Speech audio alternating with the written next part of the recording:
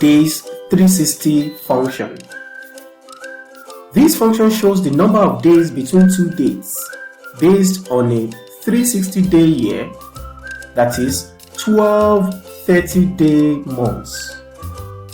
This is used in an accounting system that is based on a 12 30-day month pattern.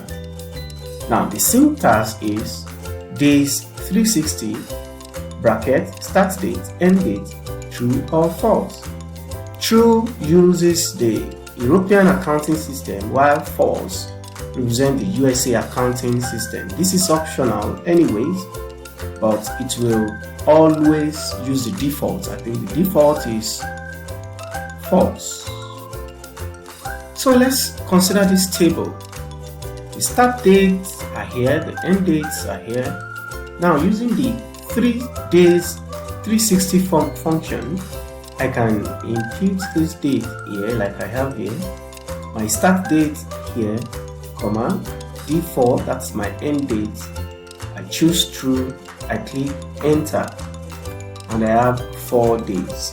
Now it's telling me that the number of days between 1st January to 5th January is 4. Here, 2nd January to 18th of February is 29. Now watch this. From 3rd January to 3rd March, it produces 60 because irrespective of the number of days in that month, the DAYS360 function considers every month to have 30 days. So that's how this function regulates. So if I have from 4th January 2018 to December, I have 356 days.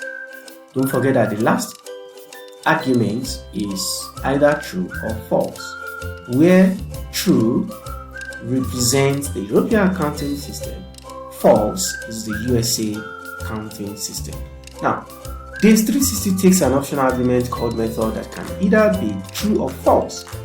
When method is false, that is the default, DAYS360 uses a USA method to compute days.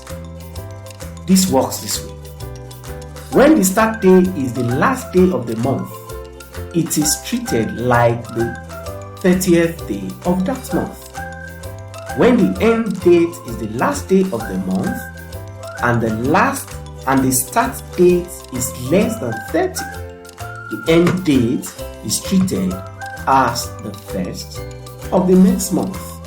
Otherwise, the end date is treated like the 30th day of the same month. If method is set to true, DAYS360 uses the European method to calculate days. In this scheme, start and end dates equal to the 31st of the month. They will be set to the 30th of the same month.